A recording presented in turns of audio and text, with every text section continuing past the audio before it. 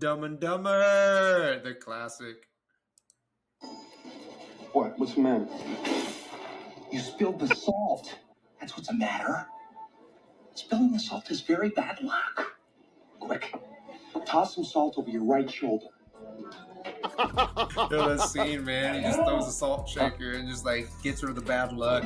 Like sometimes you just need to throw the salt shaker and just see where it lands. Yeah, kinda. Yeah, you never know, man. It's a roll of the dice. Yeah. Any lessons you think you can apply to that one? Yes, be aware of your surroundings.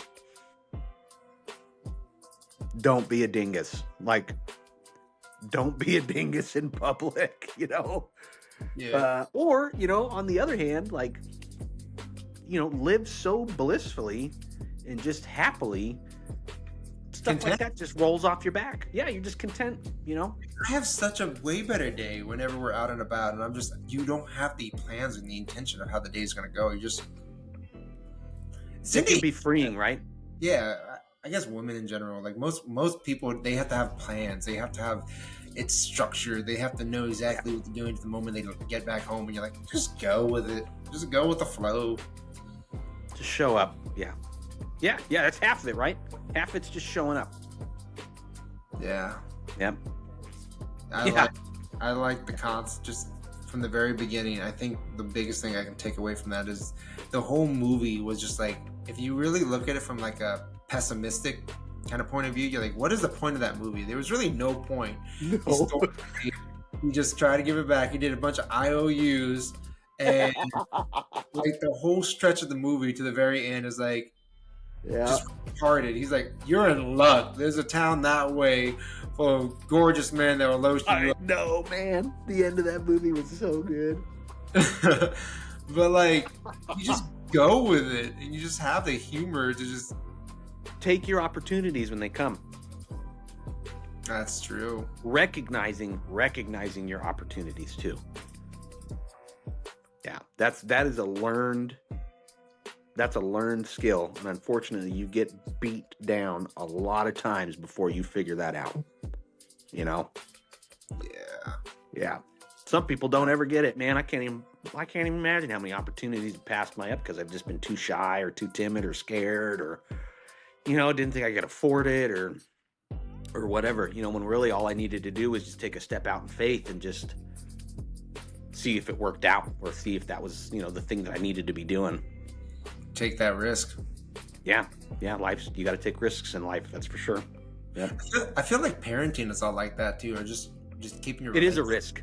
It's a huge risk. Everything you do, every single thing you do, looking at it from an outside perspective. Yeah, think about it, man. Your daughter, she could be Mother Teresa. Your son, they could turn out to be Jeffrey Dahmer too. You just don't know. Yeah. Yeah. Staying involved, staying active, man, it's like that moment when you have like an argument with your wife and you're like, I could say either something to really get under her skin, or I can just grab her hand and be like, I am sorry. And you know, change the outcome. Right. So somebody put it to me this way, is that if when you get in an argument with your wife, both of you have the nuclear football. Do you know what the nuclear football is the president carries it around? Mm-hmm. There's a guy that's always with the president. You know, look sometimes you can't see him. He always has the launch codes to the nuclear missiles, and that's the nuclear football is that briefcase that's got the thing in it. And we all have one in our relationships, and when we're in that argument, we can either push that button and cause nuclear winter, or we can chill out, close the case, and try to take a breath and come to a resolution. Crazy. Yeah, we both have the ability to just blast you, because you know your wife better than you know anybody else, and you know the things that's going to hurt her the worst. And when you're angry, we're humans, dude. We go for the throat. Yeah, that is a really good analogy. Well, I go for the knees, man. They crawl, man. You got no knees. Right.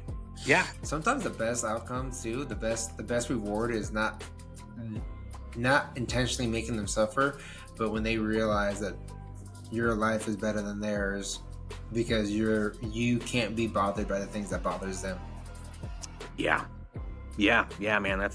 That's really true. Like, and how conceited of a thought is that, you know, and like an unloving feeling that can turn into, is that you're just so selfish about your own thing that, you know, somebody else could be really struggling and you just don't see it because you're so concerned about your thing, you know, and the answer to your thing may be that you need to just help the person with their thing so that you can maybe think about it, get some different insight on whatever it is you're going through. That's so true. Yeah. A lot of lessons that we can all learn from each other. All right, let's give